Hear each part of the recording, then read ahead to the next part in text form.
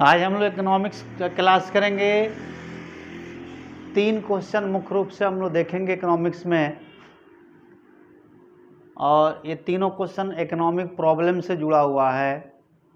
What is economic problem, what are the causes of economic problem and central problems of economic problem. आर्थिक समस्या क्या है, आर्थिक समस्या के कौन कौन से कारण हैं, और एक अर्थव्यवस्था की केंद्रीय समस्याएं यानी मुख्य आर्थिक समस्याएं कौन कौन सी हैं। तो सबसे पहले हम लोग देखते हैं आर्थिक समस्याएं, इकोनॉमिक प्रॉब्लम्स क्या है। इकोनॉमिक प्रॉब्लम सीमित संसाधनों से जुड़ा हुआ है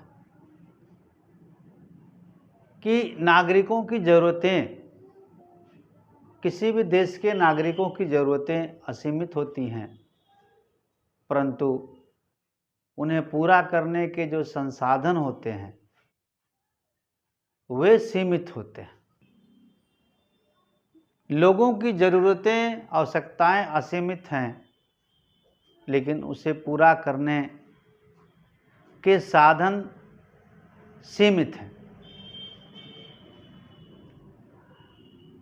कोई भी देश अपने नागरिकों की सभी ज़रूरतों को पूरा नहीं कर सकती है। अपने सभी नागरिकों की सभी ज़रूरतों को पूरा नहीं कर सकती है, क्योंकि हर देश, किसी भी देश के पास इतनी प्रचुर मात्रा में संसाधन उपलब्ध नहीं होते हैं कि वह अपने देश के सभी नागरिकों की सभी ज़रूरतें पूरी कर दे। अतः किसी भी देश को चुनाव करना पड़ता है कि नागरिकों की ज़रूरतों को, किस ज़रूरत को पूरा किया जाए, किसको भविष्य के लिए टाल दिया जाए। यानी जो संसाधन हैं उपलब्ध एक देश के पास विभिन्न वस्तुओं एवं सेवाओं के उत्पादन पर, किस प्रकार उस संसाधन का बंटवारा किया जाए, बांटा जाए कि अधिकतम जन कल्याण हो, मैक्सिमम पब्लिक वेलफेयर हो, यानी अधिक से अधिक लोगों की ज़रूरतें पूरी हों। तो यहाँ चुनाव करना पड़ता है।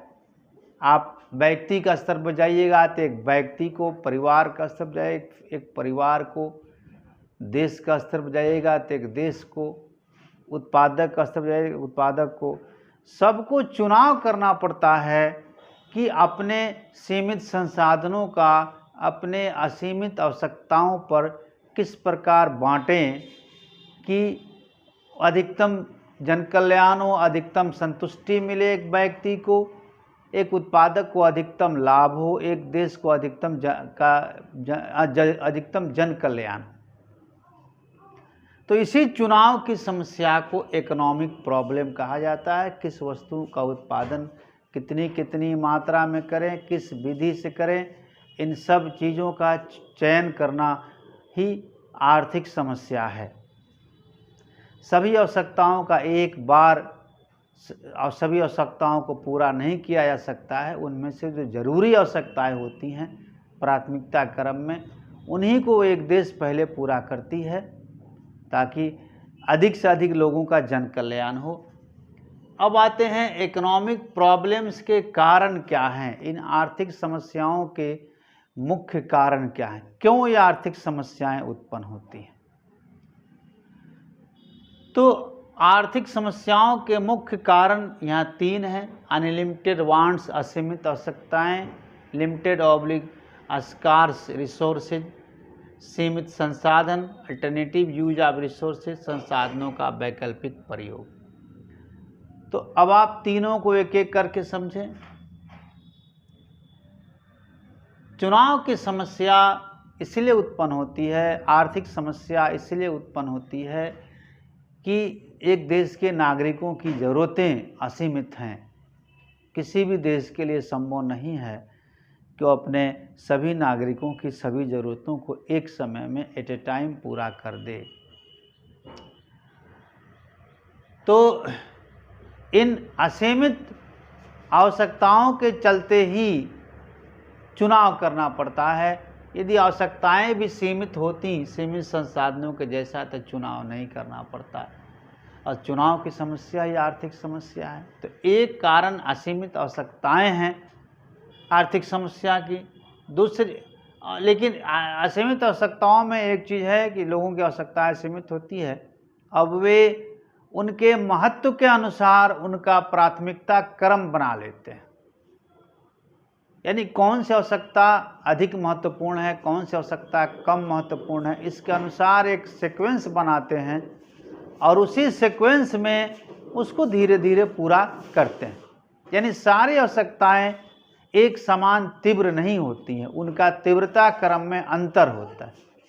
जितनी भी आवश्यकताएं हैं उनके तीव्रता क्रम में अंतर होता है और उनके महत्व के अनुसार उन्हें तीव्रता क्रम बना लिया जाता है, उसी के अनुसार उसे पूरा किया जाता है। अब आते हैं दूसरा, लिमिटेड ऑब्लिक स्कार्स रिसोर्स, सीमित संसाधन।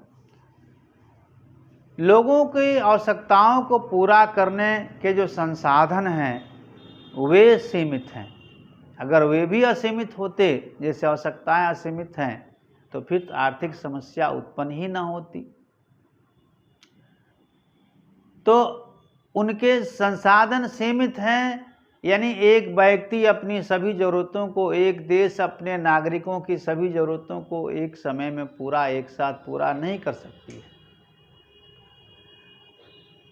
अतः एक देश को चुनाव करना पड़ता है कि अपने सीमित संसाधनों का अपने नागरिकों की विभिन्न आवश्यकताओं पर किस प्रकार बंटवारा करे कि जो महत्वपूर्ण आवश्यकताएं हैं, जो जरूरी आवश्यकताएं हैं, वे पहले पूरी हो जाएं, यानी अधिक से अधिक जन कल्याण हो।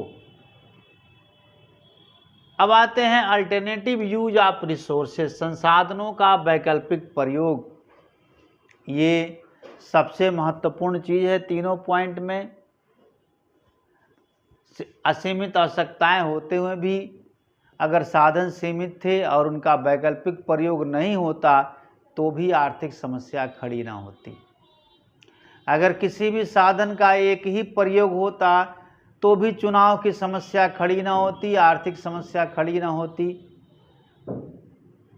यानी इकोनॉमिक प्रॉब्लम सामने नहीं आते, क्योंकि जो प्रयोग होता हमें वही करना पड़ता, चुनाव करने की समस्या नहीं आती। लेकिन जितने भी हमारे संसाधन हैं उनका अल्टरनेटिव यूज होता है, वैकल्पिक प्रयोग, मतलब एक से अधिक प्रयोग। एक ही साधन से हम एक से अधिक उद्देश्यों की पूर्ति कर सकते हैं। जैसे दूध से हम ऐसे भी उसको इस्तेमाल कर सकते हैं, मिठाई भी बना सकते हैं, दही भी जमा सकते हैं। मुद्रा, एक देश की करेंसी से लोग अपनी सभी ज़रूरतें पूरी कर सकते हैं। तो जितने भी संसाधन हैं, भूमि है, उस पर खेती भी की जा सकती है, मकान भी बनाया जा सकता है, उस पर फैक्ट्री भी लगाया जा सकता है। तो जितने भी संसाधन हैं उनका वैकल्पिक प्रयोग, यानी एक से अधिक प्रयोग हो सकता है। तो वैकल्पिक प्रयोग होने के कारण ही हम चुनाव करते हैं कि भाई अपने इस संसाधन का कहाँ प्रयोग करें और कहाँ प्रयोग न करें। अभी तो यही तीन कारण हैं जिनके कारण कोई भी आर्थिक समस्या उत्पन्न होती है। अगर ये तीनों कारण नहीं रहें तो आर्थिक समस्या उत्पन्न नहीं होगी। अब आते हैं किसी भी देश की मुख्य आर्थिक समस्याएं कौन कौन सी हैं। यानी हमारे एक देश के पास, दुनिया के किसी भी देश के पास जो संसाधन उपलब्ध हैं, उन संसाधनों का प्रयोग नागरिकों की विभिन्न ज़रूरतों पर कैसे करें, उसी समस्या को एक देश की या एक अर्थव्यवस्था की केंद्रीय समस्या, central problem of an economy कहा जाता है। तो इसको हम तीन भागों में बांट कर समझते हैं। What to produce and how much to produce, how to produce, from home to produce. एक एक करके तीनों को समझते हैं। What to produce and how much to produce, क्या उत्पादन किया जाए तथा कितनी मात्रा में उत्पादन किया जाए। क्या उत्पादन किया जाए तथा कितनी मात्रा में उत्पादन किया जाए। यहाँ दो क्वेश्चन हैं कि किसी भी देश के पास जो संसाधन मौजूद हैं उत्पादन के, वह देश अपने नागरिकों की आवश्यकताओं को देखते हुए किन किन वस्तुओं का उत्पादन करे और किन किन वस्तुओं का उत्पादन ना करे, मतलब आगे के लिए, भविष्य के लिए टाल दे। जैसे उपभोक्ता वस्तु, कंज्यूमर गुड्स, जैसे कपड़ा, जूता, ब्रश, अनाज, इस सब का उत्पादन करे, या पूंजीगत वस्तुएं, मशीन, ट्रैक्टर, इक्विपमेंट, औजार, इन सब वस्तुओं का उत्पादन करे। जैसे आवश्यक वस्तुओं का उत्पादन करे, जैसे कपड़ा, जूता, चप्पल और दैनिक जरूरत की वस्तुओं का उत्पादन करे, या विलासिता संबंधी वस्तुओं का उत्पादन करे एक देश, जैसे कार, एसी इत्यादि। मैंने जो सबके लिए ज़रूरी नहीं है, धनी मनी लोगों के लिए ही ज़रूरी है, जिनकी संख्या बहुत कम होती है किसी भी देश में। तीसरा कि निजी वस्तुओं का उत्पादन करे या सार्वजनिक वस्तुओं का उत्पादन करे। निजी वस्तुओं में हवाई जहाज़ का उत्पादन, कार का उत्पादन, यानी मशीन का उत्पादन, ये सब आ जाएंगे। और सार्वजनिक वस्तुओं में जो जन कल्याण, जन उपयोगी वस्तुएं हैं, रोटी, कपड़ा या अन्य वस्तुएं जिन्हें आम आदमी उपभोग करता है, उनका उत्पादन करे। तो किन वस्तुओं का उत्पादन करे और इनमें से किन वस्तुओं का उत्पादन करे, किनका नहीं करे। नहीं करे का मतलब आगे के लिए टाल दे। पहला प्रश्न है, एक उत्पादक उन्हीं वस्तुओं का उत्पादन करता है जिससे उसे अधिकतम लाभ हो। एक देश अपने संसाधनों का बंटवारा उन्हीं वस्तुओं पर करती है जिससे अधिकतम जन कल्याण हो। एक व्यक्ति अपने आय को उन्हीं वस्तुओं पर खर्च करता है जिससे उसे अधिकतम संतुष्टि मिले। अब दूसरा प्रश्न है इसमें, हाउ मच टू प्रोड्यूस, कितनी मात्रा में उत्पादन किया जाए। मतलब अभी जो मैंने बताया कि उपभोक्ता वस्तु, पूंजीगत वस्तु, आवश्यक वस्तु, आरामदायक वस्तु, विलासिता संबंधी वस्तु, निजी वस्तु, सार्वजनिक वस्तु, इनमें से किन किन वस्तुओं का कितनी कितनी मात्रा में उत्पादन किया जाए, यानी किनका उत्पादन कम किया जाए, किनका उत्पादन अधिक किया जाए, ये डिसीजन लेना पड़ता है।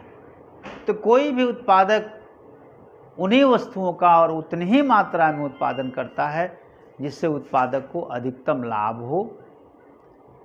अब दूसरा प्रश्न है, उत्पादन कैसे किया जाए, हाउ टू प्रोड्यूस। यह उत्पादन के टेक्नोलॉजी से संबंधित, तकनीक से संबंधित है। यानी उत्पादन करने के दो तकनीकें हैं, एक कैपिटल इंटेंसिव टेक्निक,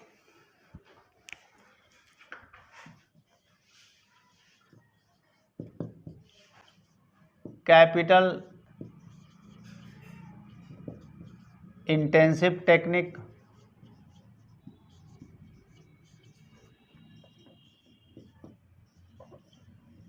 पूंजी प्रधान तकनीक,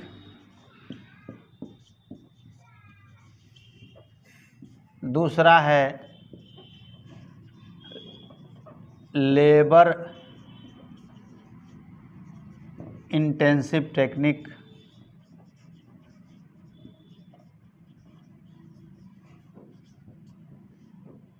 श्रम प्रधान तकनीकें।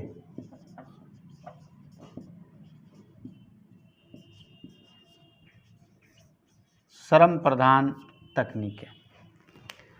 तो उत्पादक किस तकनीक से उत्पादन किया जाए, दोनों को अपने अपने फायदे और अपने अपने नुकसान हैं। अभी दोनों तकनीकों को आप समझ लीजिए।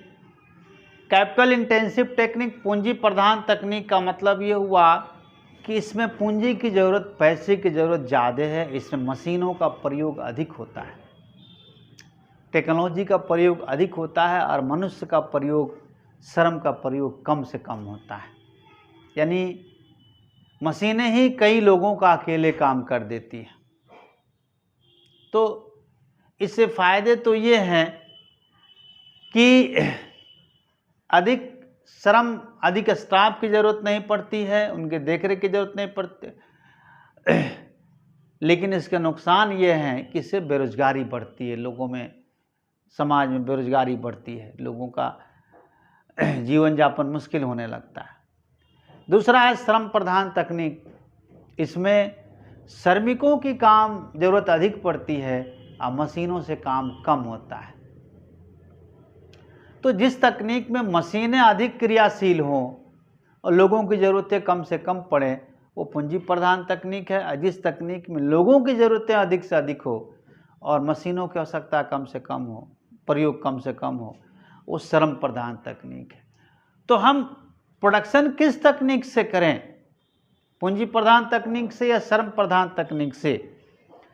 तो आज के समय में कोई भी उत्पादक या कोई भी देश उसी तकनीक को अपनाती है जो कुशलतम हो, सबसे बेहतरीन हो और जिसके कुछ रिजल्ट्स निकलें, जैसे उत्पादन लागत, प्रोडक्शन कॉस्ट न्यूनतम आय, मिनिमम आय, प्रोडक्ट की क्वालिटी बेहतरीन हो, मैंने जो वस्तुएं हम बनाएं उसकी क्वालिटी अच्छी हो और उचित मूल्य पर, एक रीजनेबल प्राइस पर लोगों को वस्तुएं उपलब्ध हो सके। तो कोई भी उत्पादक या कोई भी देश उन्हीं तकनीकों का प्रयोग करती है जिससे उत्पादन लागत कम से कम आए, उत्पाद के क्वालिटी, गुणवत्ता सुधरे, बेहतरीन हो और लोगों को उचित मूल्य पर वस्तुएं उपलब्ध हो सके। अब तीसरा पॉइंट है इसमें, तीसरा सेंट्रल प्रॉब्लम है फॉर होम टू प्रोड्यूस, उत्पादन किसके लिए किया जाए।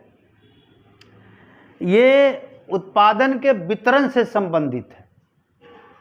मतलब उत्पादन के साधनों से जिन वस्तुओं का उत्पादन किया जाए, चाहे वो कम मात्रा में या अधिक मात्रा में, उसका बंटवारा विभिन्न वर्गों में, इससे व्यक्तियों में, परिवारों में, समाज में, उत्पादन के साधनों में कैसे किया जाए।